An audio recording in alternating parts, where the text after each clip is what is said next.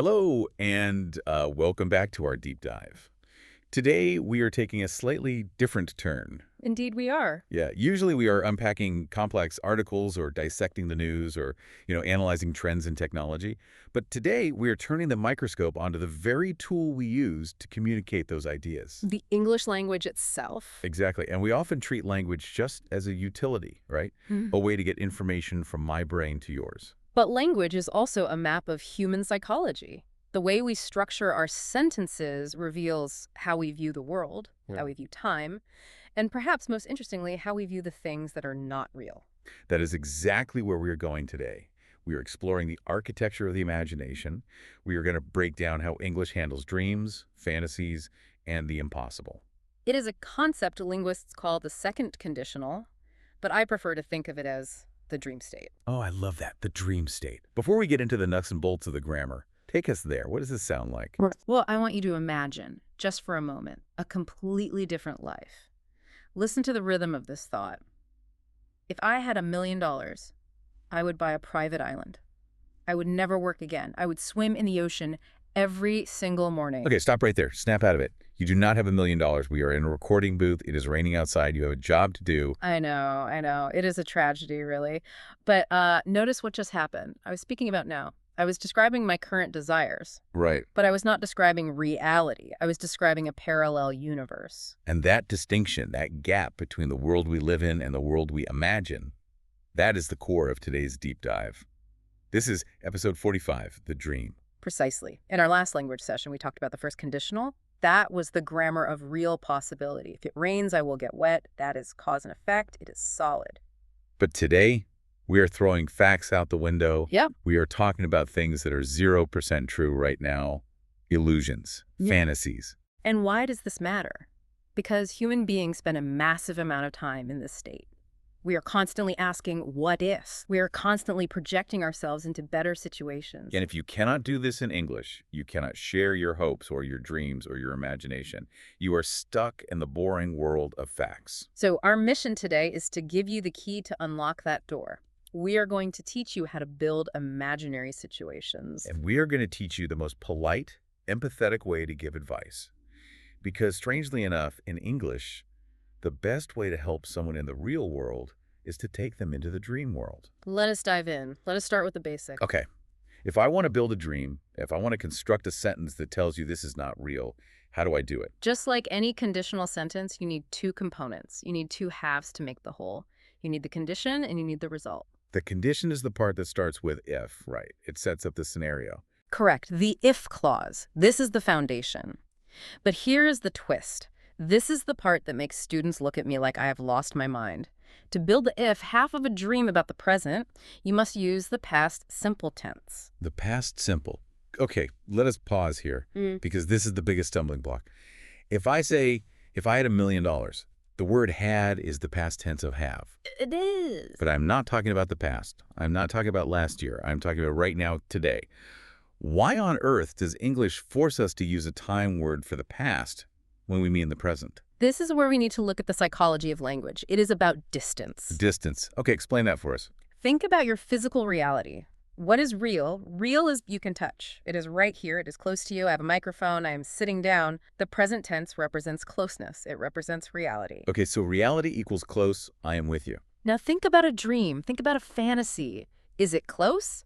Is it something you can touch? No, it is far away. It is distant from reality. Precisely. It exists in a cloud of untruth. Now, English is a limited tool. We do not have a specific fantasy tense. So the language looks for a tool that already exists to express the idea of distance. What else is distant from now? The past, Yeah, yesterday is gone. It is distant. correct. The past is remote in time. So our brains perform a fascinating trick. We borrow the past tense.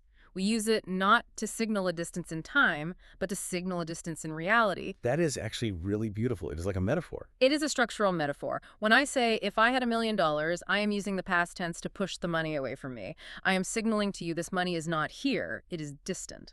That makes so much more sense than just memorizing a rule. The past tense is the distance tense. Exactly. So when you hear, if I won the lottery, the word won is not telling you about last week. It is telling you about a fake reality. Let us practice this concept of the if half. I want our listener to try this. We're going to speak very slowly. If I want to dream about knowing the answer to a test. You do not use no. That is for reality. You use the past, if I knew the answer. Okay, listener, repeat that. If I knew the answer. Let us leave a pause for you. Yes, say it out loud, if I knew the answer. Great. And if I want to dream about living in a castle. You would say, if I lived in a castle. Listener, your turn. If I lived in a castle. Excellent. And let us get crazy if I want to dream about having wings. You take have and make it past. If I had wings. Repeat that for us. If I had wings. Okay, I think we have the condition locked down. Rule number 1, in the if part of a dream, use the past simple to show distance. Now, we need the second half, Yeah. the result, the consequence of the dream. If I had $1 million, then what? Right. In the real world, we use will. If I have money, I will buy lunch. Yes. Will is a very strong word. Will implies certainty. Will implies a concrete future. But remember, we are in the dream world. We cannot use will because will is too real. So we need the dream version of will. And that word is would.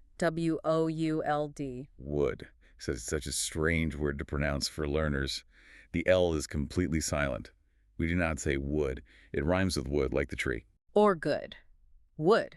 In the result half of the sentence, you use would plus the base verb, the normal dictionary form of the verb. So let's go back to the island example. I would buy an island. Would plus buy. I would travel the world. Would plus travel. Let us put the two pieces together. Listen to the rhythm. Listen to how the past simple and would dance together. If I had $1 million, I would buy an island. If I had $1 million, I would buy an island. Now, I want to engage our listener directly. We are going to do a repetition loop. I will say the first half. I want you to say it out loud, then I will say the second half. Repeat it. Focus on the feeling of distance. Ready? Take a breath.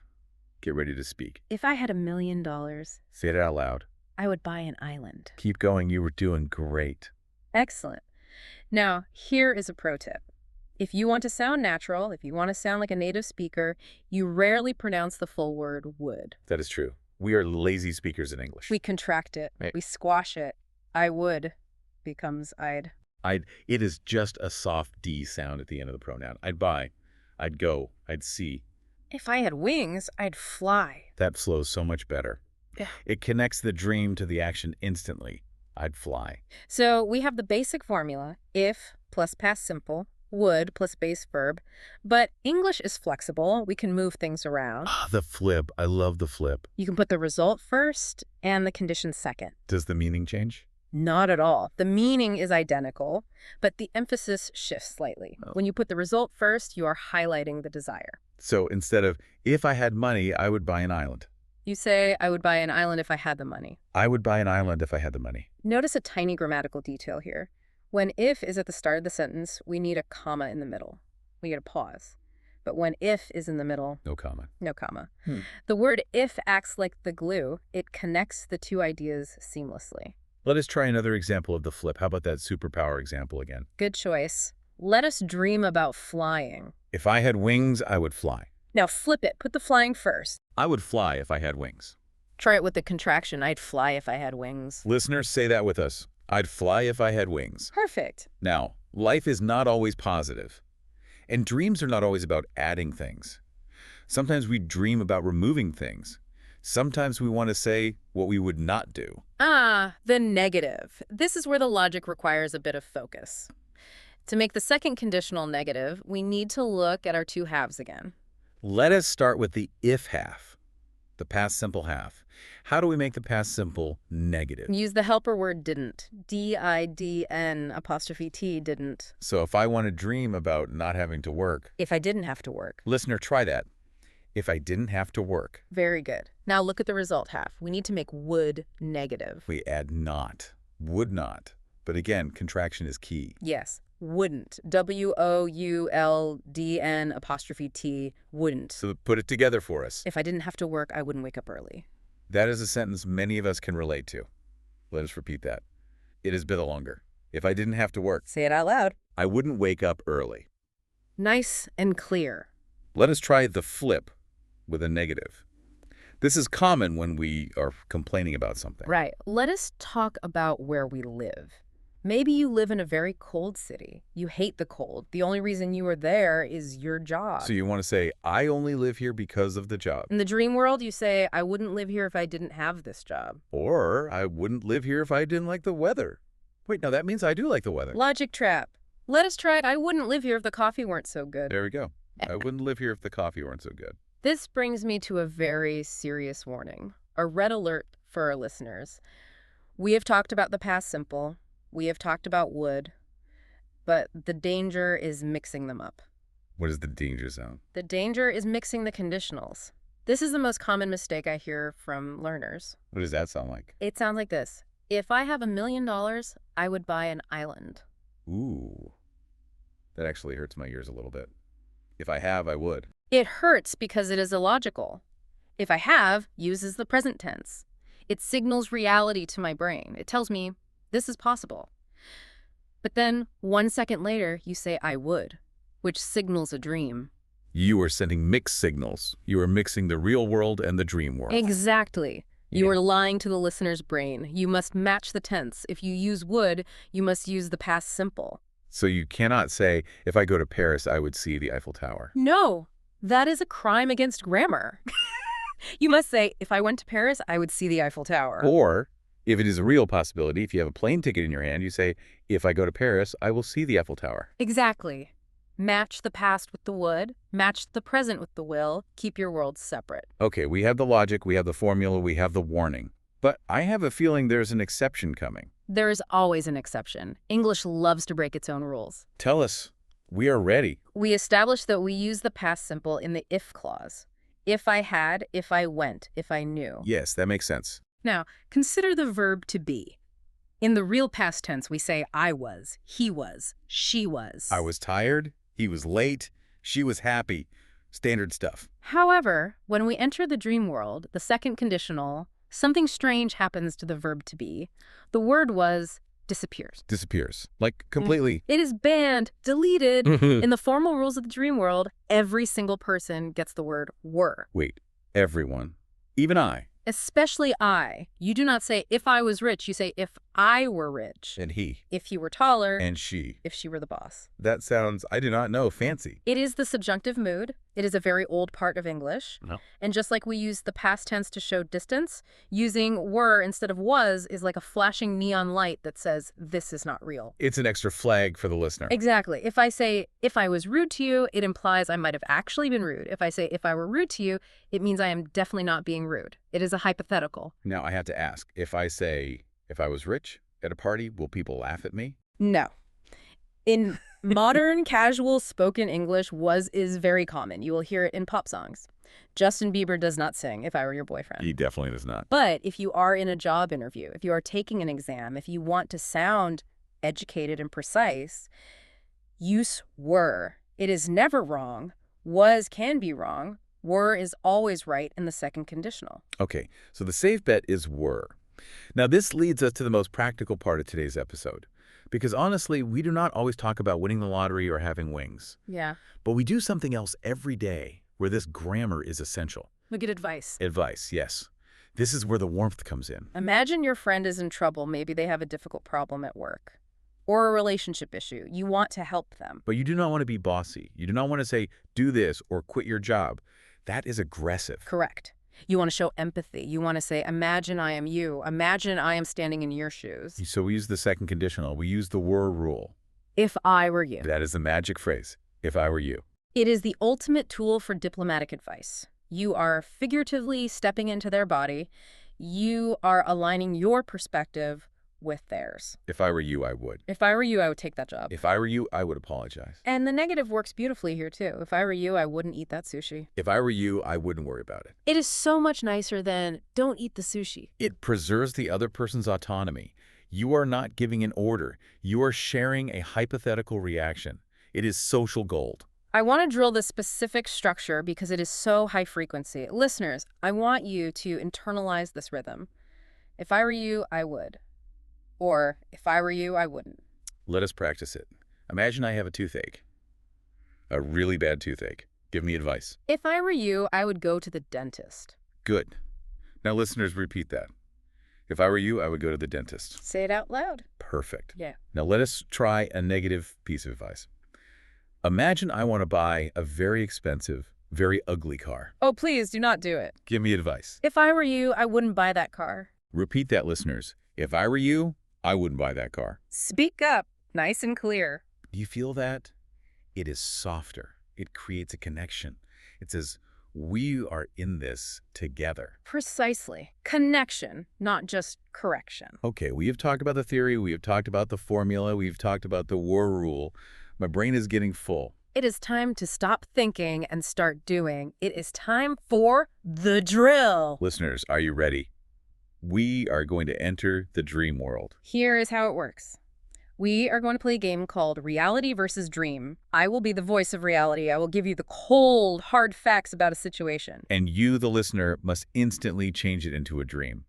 You must use the second conditional. We will use the 3-second rule. I will give you the prompt. Then you have 3 seconds of silence. You must speak the sentence out loud before we give you the answer. Do not worry about being perfect. Just try to connect the grammar. Connection, not perfection. Let us begin. Scenario 1. I'm going to tell you about your limitations. Sounds harsh, but okay. It is reality. Yeah. Here's the reality. You do not have wings, so you cannot fly. That is the truth. Now, listener, dream about having wings. Start with, if I. Reality. You do not have wings, so you cannot fly. Dream. Take your 3 seconds. Speak now. The answer is, if I had wings, I would fly. Did you get it? If I had wings, Hmm? past tense. And I would fly. Let us try another. Scenario 2. This is about knowledge. Okay, lay it on us. Reality. You do not know the answer, so you do not tell me. You are silent because you do not know. Now, dream. Dream about knowing the answer. Remember the past tense of know. Reality. You do not know the answer. Dream. 3 seconds. Go. The answer is, if I knew the answer, I would tell you. Knew. K-N-E-W. The past tense of know. If I knew the answer, I would tell you. Excellent. Now, you take the next one. Let us do an advice scenario again. Okay, this is a classic situation. Scenario 3. Your friend wants to text their toxic ex. Bad idea. Terrible idea. Give them advice. Use the phrase, if I were you, and make it negative. Ready. Give advice. 3 seconds to speak. The answer is, if I were you, I wouldn't text them. If I were you, I wouldn't text them. Notice we used were, not was. One more. Scenario 4. Let us talk about power. Oh, I like power. Let us talk about the boss. Here's the reality. He is not the boss, so he does not change the rules. He is just a worker, but dream. Dream about him being the boss. Remember the were rule. Reality. He is not the boss. Dream. Last 3 seconds. You can do this. The answer is, if he were the boss, he would change the rules. Did you catch that? If he were the boss. Not if he was. If he were the boss, he would change the rule. Great job, everyone. That drill was not easy. You have to think fast. You have to switch tenses. It was a mental workout. It is cognitive gymnastics. But once you unlock this, you unlock a whole new part of your brain in English. You are no longer stuck in the real world. You can travel to imaginary places. You can explain your deepest desires. If I could travel anywhere, if I met the Queen. And most importantly, you can connect with people through advice. If I were you. So let us summarize what we learned today. We learned that the second conditional is the grammar of the impossible. We learned the formula. If plus past simple, would plus base verb. We learned why we use the past, not for time, but for distance, to push the dream away from reality. We learned the were rule. In the dream world, was is banned. Everyone gets were. And we learned how to be polite when telling our friends what to do. You know, I feel powerful now. I feel like I can imagine anything. It is a powerful tool. We know how to talk about real futures. That was the first conditional. Now we know how to talk about fake presents. That is the second conditional. But is there anything else? There is always something else. We have covered the future. We have covered the present. But there is one place we have not gone yet. The dark place. The past. Yeah. Real past. Oh. What if you want to change the past? What if you made a mistake yesterday? You cannot change it, but you want to imagine a different yesterday. Like if I hadn't eaten that pizza, I wouldn't feel sick today. Exactly. That is a whole new structure. That involves regrets. That involves looking back. It involves a double past tense. That sounds complicated. It is. It is called the third conditional. But we will tackle it. That sounds like a job for the next episode. Indeed. Episode 46 will be the regret. But for now, your homework is simple. I want you to go through your day, and whenever you see something you wish was different, make a sentence. If I had a better car. If it weren't raining. And whenever you give advice, pause and use the magic phrase. If I were you. Until next time, keep dreaming. Goodbye.